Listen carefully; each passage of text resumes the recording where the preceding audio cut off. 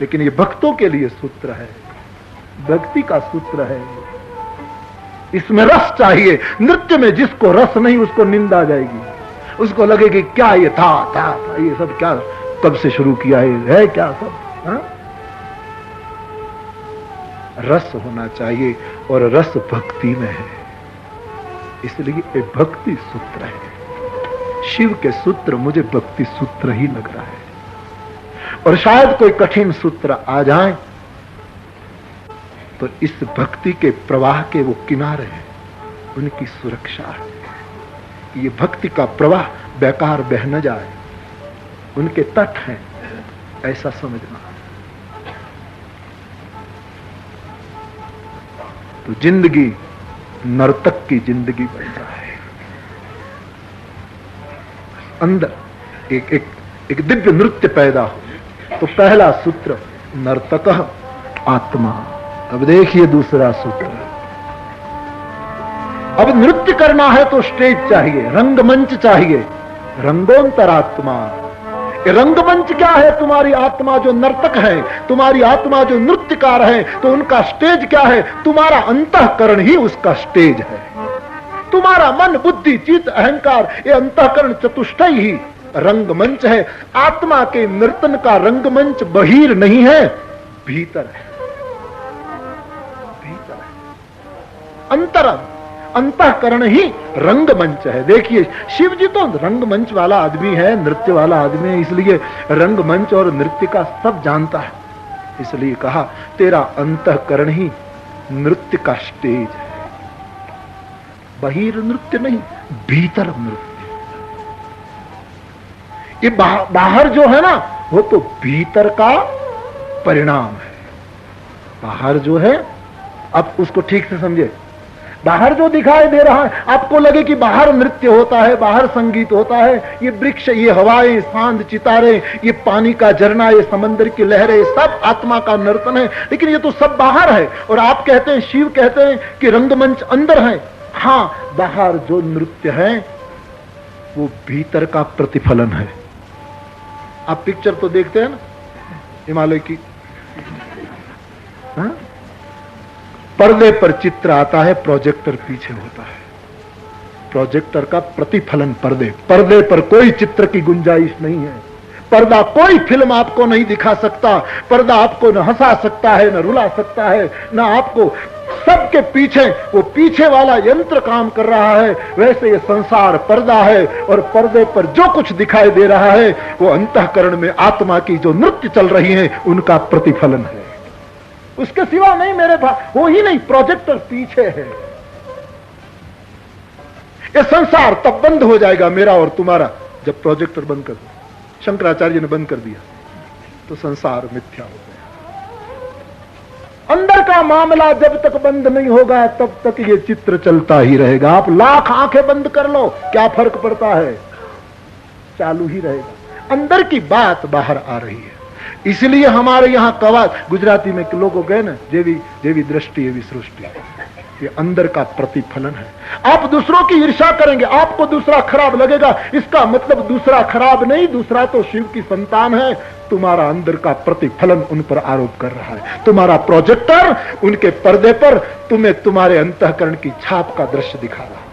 तुम किसी की निंदा करो तो वो निंदक, वो निंदा के अधिकारी नहीं है, लेकिन तुम्हारा निंदा वाला, कचरा वाला प्रोजेक्टर तुम्हें छाप दिखा रहा है।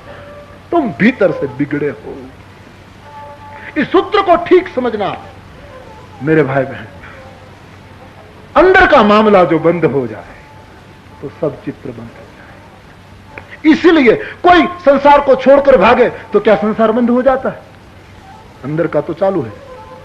रंगमंच अंदर है, उनका प्रतिबिंब बाहर आ रहा है। तो संसार में जब भी किसी को बुरा समझो, जब किसी के प्रति कुभाव समझो, तब समझना कि अंदर का प्रोजेक्टर शुरू हुआ और उसका हम दूसरों पर देख रहे हैं। इसलिए सच्चा आदमी अपने से ज्यादा बुरा किसी को नहीं समझता। स्वयं को ही बुरा मोह समदीन नदी नहीं। गोसाई जी जैसा परम संत जिसको राम साक्षात हाजिर थे, वो कहते हैं मोह समदीन नदी नहीं, मेरे समान कोई दीन नहीं।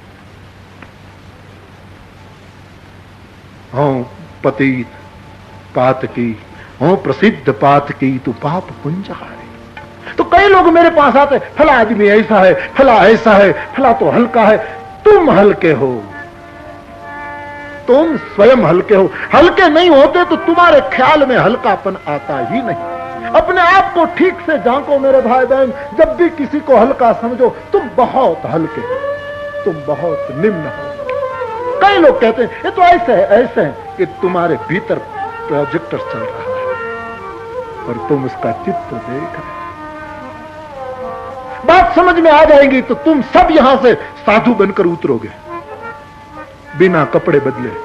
तुम यहां से दीक्षित होकर उतरोगे, तुम्हारी आत्मा नृत्य करेगी। परिवार वालों को लगेगा कि ये क्या बदल कर आए। न किसी पर क्रोध कर सकोगे, न किसी को द्वेष से वो कर सकोगे। बाहर का परिवर्तन असंभव है, अंदर बंद कर दो। पर्दा बदलने से फिल्म रुक नहीं सकती। थोड़ी झांकी दिखाई देगी दीवार पर, लेकिन प्रतिबिंब गिरेगा। सब मामला रंगो भीतर का अंतःकरण ही रंगमंच है। धन्य है भगवान शिव जी को हम क्या कहें, अलौकिक सूत्र दे रहे हैं।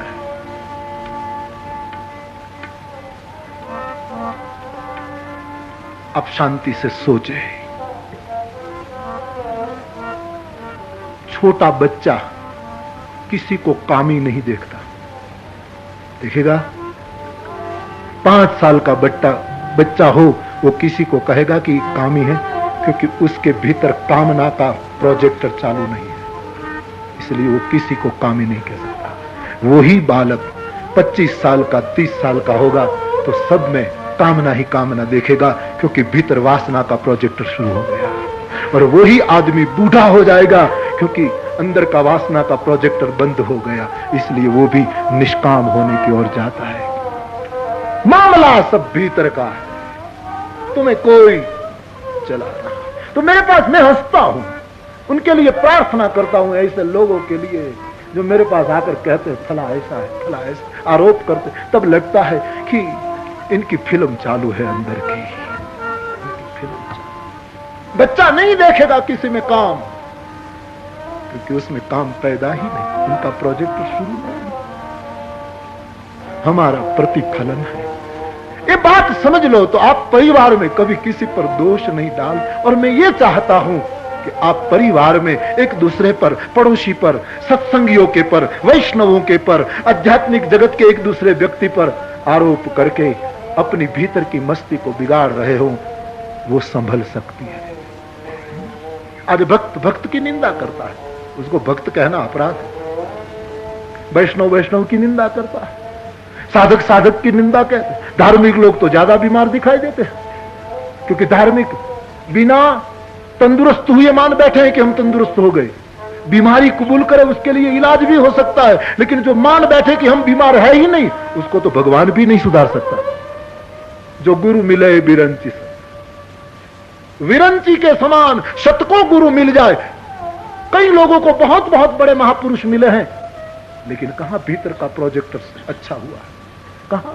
क्योंकि मानने को राजी ही नहीं, कबूल करने को राजी ही नहीं। बात हम सब की ये है, हम आपके साथ जुड़े हुए हैं। तो इस बात को पकड़ लो, इस बात को समझ लो, तो बहुत सी बीमारी, बहुत से कचरे मन से निकल सकता। अंतःकरण ही स्टेज है, अंतःकरण ही स्टेज है। जथा अनेक वेश धरी नृत्य करे नटको, जोई जोई भाव सोई सोई भाव देखा वही आप न हो। कागभूषुंडी गरुड़ को कहते, असि रघुपति लीला उर्गारी, दनुज विमोहन जन सुख का। जथा अनेक वेश धरी नृत्य करे नटको, सोई सोई भाव दिखावही आप न होई न सो। तो हमारा अंतःकरण रंगमंच है, वहां से तो रंगमंच अंदर है। एक मिनट में बात बन जाएगी। अंदर क्रोध भरा है इसलिए दूसरा क्रोध ही दिखाई देगा, अंदर वासना भरी है इसलिए दूसरा वासना नहीं दिखाई देगा। अंदर की बात ठीक हो जाए तो फिर सब जगह वही वही दिखाई देगा। नर्तक आत्मा। आगे के सूत्र में जाऊं इससे पूर्व पुनः एक बार कहूं कि नृत्य का रंगमंच अंदर है, उसकी छाया बाहर दिखाई देती। इसलिए किसी को बुरा मत समझो, किसी को बुरा कहोगे तो पहुंचे हुए आदमी समझ जाएगा कि तुम में बुरापन का यंत्र चल रहा है, तुम खुद बुरे हो। ये बात समझ जाए तो जगत में क्रांति हो जाए, समझ में आ जाए। दोष आप दे ही नहीं सकते किसी को, कैसे दे सकते हो?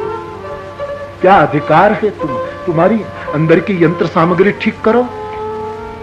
दिए जा रहे हो दोष, कहलाते हो अपने आप को आध्यात्मिक, करते हैं तीले रखते हैं, तिलक रखते हैं, माला छाता सब वेश भी बना लेते हैं, साधुओं का माला कंठी लगा लेते हैं। साधु वो है, तब तक साधु की भूमिका हो तब तक ठीक है, लेकिन संतत्व की भूमिका आती है तब कोई असाधु दिखाई ही न दे, कोई शैतान दिखाई, तब तो हो जाता है श्री राम मैं सब जग जाने।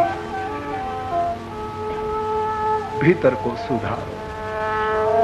तुमने अपने मकान को बाहर बहुत रंग रोगान किया, लेकिन अंदर का फर्नीचर बिल्कुल बिगड़ चुका है, उसको साफ ही नहीं किया, उसको ठीक ही नहीं किया।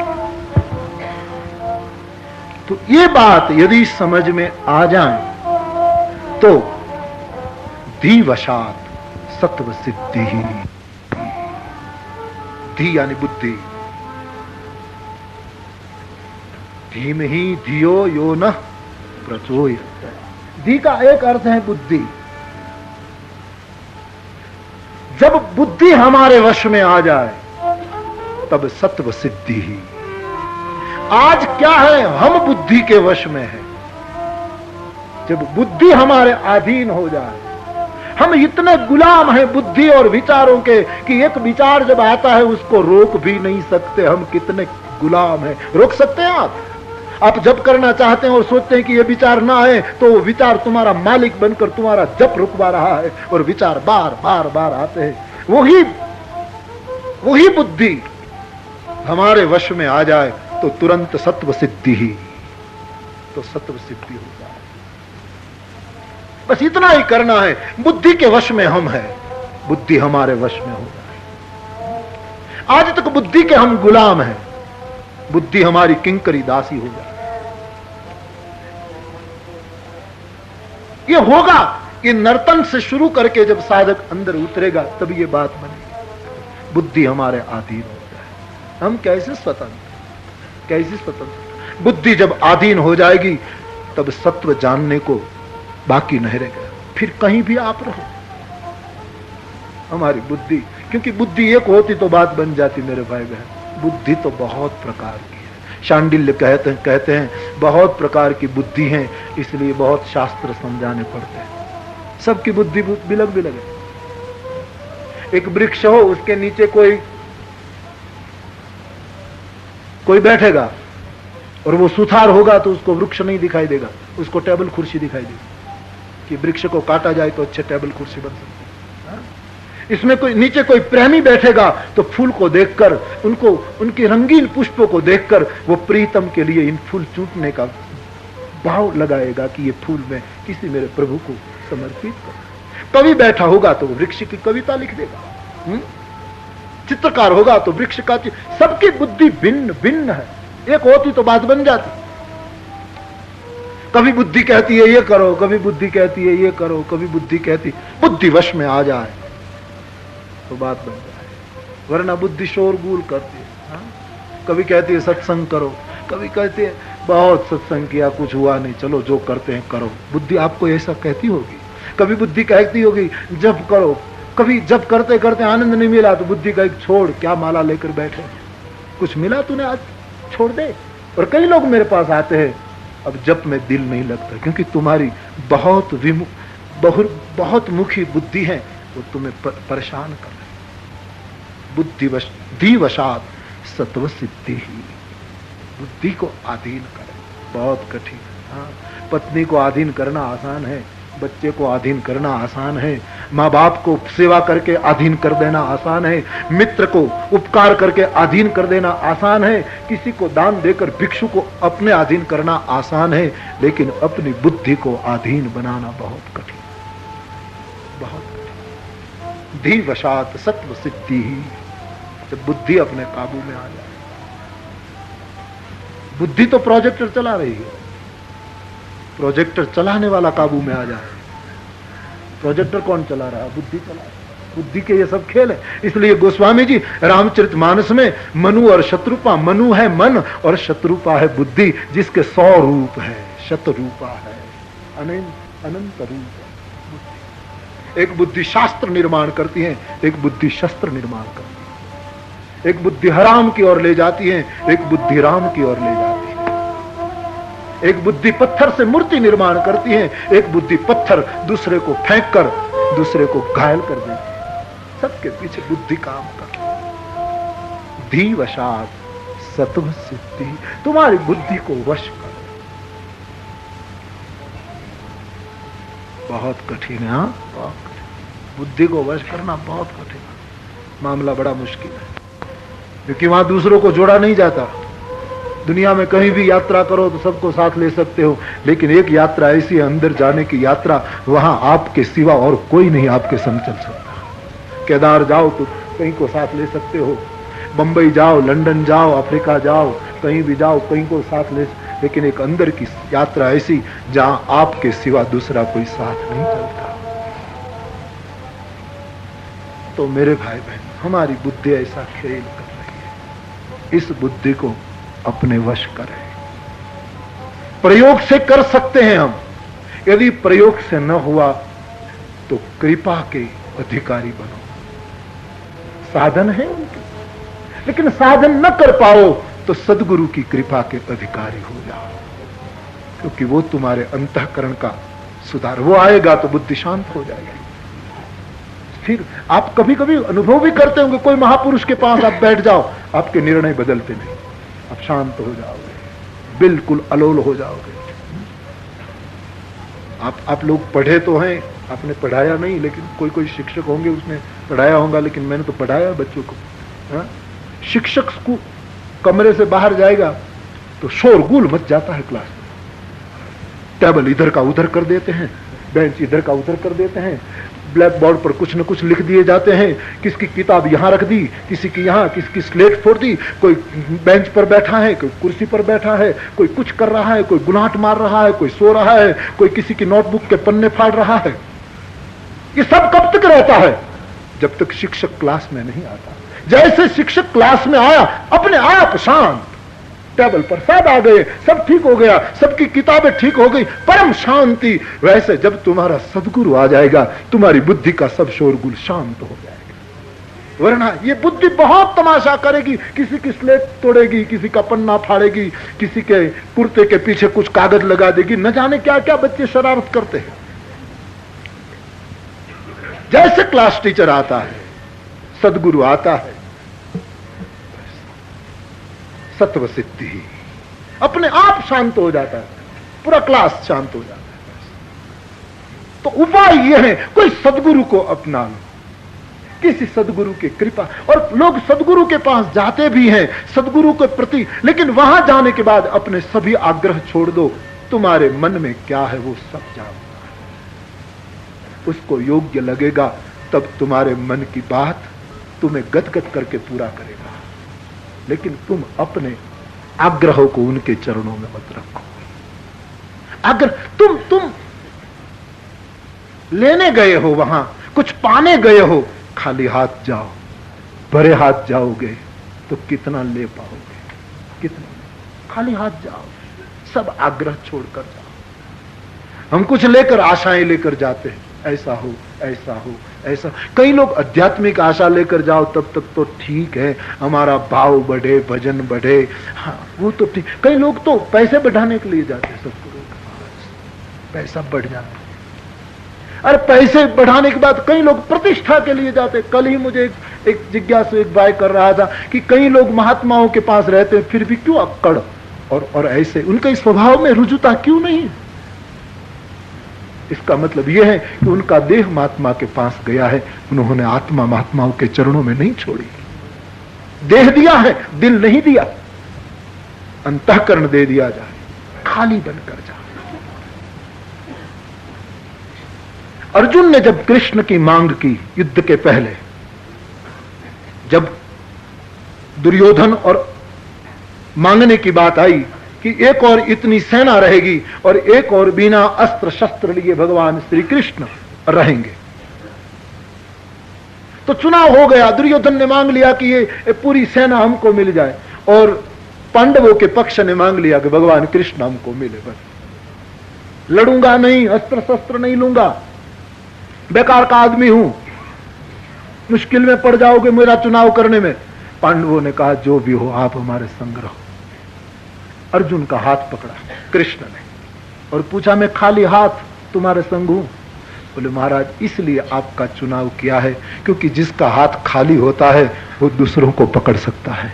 तुम्हारे हाथ में शस्त्र होते तो आप हमको नहीं पकड़ सकते।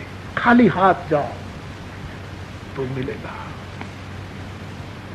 सदगुरु एक उपाय। वैसे बुद्धि को वश करने के योगियों ने बहुत उपाय किए हैं, लेकिन फिर भी बुद्धि दगा दे देती है। विश्वामित्र को बुद्धि ने दगा दे दिया। उपाय कम नहीं किए थे, लेकिन एक मेनकाई और बुद्धि ने दगा दी। वो हमको समझाने, विश्वामित्र जैसे महापुरुष को पतन होना मुश्किल है, कोई पतन नहीं कर सकता, लेकिन हमको सिखाने के लिए कि इतनी ऊंचाई पर पहुंचने वाले की बुद्धि भी भ्रष्ट हो सकती है, उसकी बुद्धि भी पतित हो सकती है। तो उपाय तो है बहुत, लेकिन इनमें खतरे हैं।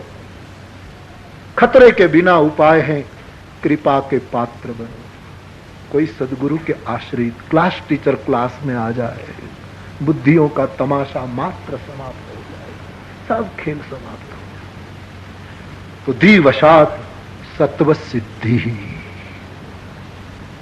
और चौथा सूत्र है सिद्ध स्वतंत्र भाव। सत्व सिद्धि जिसको मिल गई, जो सिद्ध हो गया, फिर वो परम स्वतंत्र हो गया।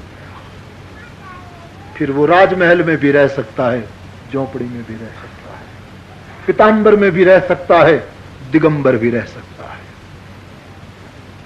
उसको पुरस्कार तिरस्कार कुछ चलित में, स्वतंत्र भाव बन जाता है, कुछ भी बस अलोल। फिर बाजार में भी रह सकता है, हिमालय में भी रह सकता है, स्वतंत्र भाव। कबीर ने शिष्यों ने कबीर को कहा कि आप बूढ़े होने जा रहे हैं बाबा, कब तक ये वस्त्र बुनोगे? अब तो कहीं आश्रम में बैठ जाओ, मेरे लिए ये बाजार आश्रम है। स्वतंत्र भाव, फिर पूर्ण स्वतंत्रता आ जाती। स्वतंत्रता का अर्थ स्वच्छंदता नहीं, पूर्ण स्वतंत्रता आ जाती। इसको कहीं भी आओ, बुद्ध का शिष्य वेश्या के भवन में चातुर्मास कर सकता है, सिद्ध स्वतंत्र भाव। वेश्या के घर में चातुर्मास बुद्ध के शिष्य ने किया। वेश्या ने निमंत्रण दिया, अति सुंदर, सबसे सुंदर स्त्री थी वो निमंत्रण देने आई बुद्ध के शिष्य को कि आप मेरी कोठी पर चातुर्मास करो। और शिष्य ने कहा कि मेरे गुरु को पूछ लूं। बुद्ध को पूछा, सब शिष्य मिले हुए थे, सब साथ में थे। शिष्य ने कहा कि ये नृत्यांगना है, बड़ी श्रद्धा से मुझे निमंत्रित कर रही है, मैं वहां जाऊं? बुद्ध ने एक निगाह देखकर हाँ कह दी कि हाँ जाओ, तुम वहीं चातुर्मास करो। और शिष्य हैरान हो गए कि बाबा आप कहां इसको भेजे जा, वो भ्रष्ट हो जाएगा, एक नर्तकी के घर वो करने जा रहा।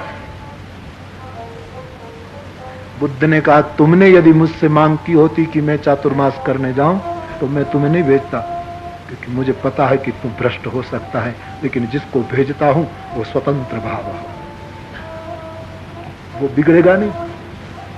तू तो गया चातुर्मास करने के लिए, और यहां शिष्यों ने चर्चा शुरू कर दी कि वो भ्रष्ट हो गया होगा, नाच गान होता होगा, खाना पीना होगा, और ये सब संसार की सभी वासनाओं से भर गया होगा। ये आदमी बुद्धत्व को कलंक लगा दिया, धब्बा लगा दिया, सब ऐसे। वो तो अपनी मस्ती में नृत्यांगना के घर ध्यान में मस्त था।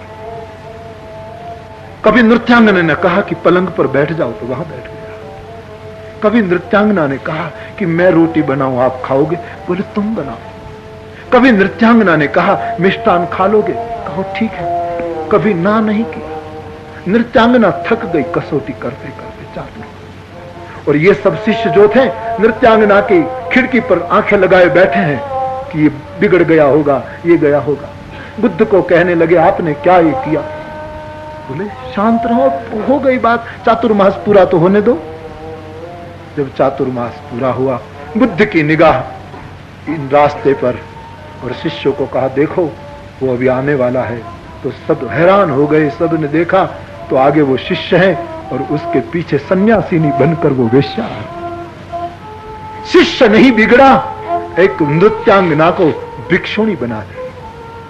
वो साधु बनकर आई और बुद्ध को चरण में जब प्रणाम किया, बुद्ध ने पूछा मेरा शिष्य कैसा रहा? बोले बाबा आज तक ऐसा साधु मैंने नहीं देखा। मैंने कोई प्रयास नहीं छोड़ा इसको पतित करने का, इसको भ्रष्ट करने का मैंने कोई प्रयास नहीं छोड़ा, लेकिन कांप गई मैं। उनका स्वतंत्र भाव, इनकी मस्ती ऐसी थी, उन पर आपकी कृपा इतनी बरस रही थी कि मैं 1 सप्ताह में हार गई। पहले 8 दिन में ही मैंने प्रयोग किया, बाकी के 3 मास और 3 सप्ताह मैंने उनके पास से ध्यान सीखकर दीक्षा प्राप्त कर ली। अब वो मेरा सद्गुरु है। सिद्ध स्वतंत्र भाव, जब सिद्धता साधक में आ जाती है तब स्वतंत्र कहीं भी हो सकता है। जनक को देखकर कोई कह सकता है कि ये सन्यासी है? कोई नहीं कह सकता जनक को देखकर, लेकिन स्वतंत्र भाव। एक हाथ अग्नि पर रखता और एक हाथ मिथिलेश जनक अपनी पत्नी के कंधे पर रखता था। स्वतंत्र भाव। उनके बगिया में राम स्वयं आ गए, बिना बुलाए बिना निमंत्रण आ गए, क्योंकि स्वतंत्र भाव। ठाकुर अपने आप आ गए बिना बुलाए। उनकी भक्ति का स्वीकार कर लिया ठाकुर ने, इनकी जानकी की जयमाला कबूल कर ली। जनक के साथ रिश्ता राम जी ने बांध लिया। सिद्ध स्वतंत्र भाव। तब कहीं भी लोग कहते हैं ना 2 नाव पर सवारी नहीं हो सकती, लेकिन सिद्धता में दोनों नाव पर सवारी हो जाती है। योग और भोग दोनों चलता है। उसका योग परम भोग हो जाता है, क्योंकि योग से वो परमात्मा को भोगता है, और उसका भोग परम योग हो जाता है, क्योंकि उसके भोग में कोई आसक्ति की छांट नहीं होती।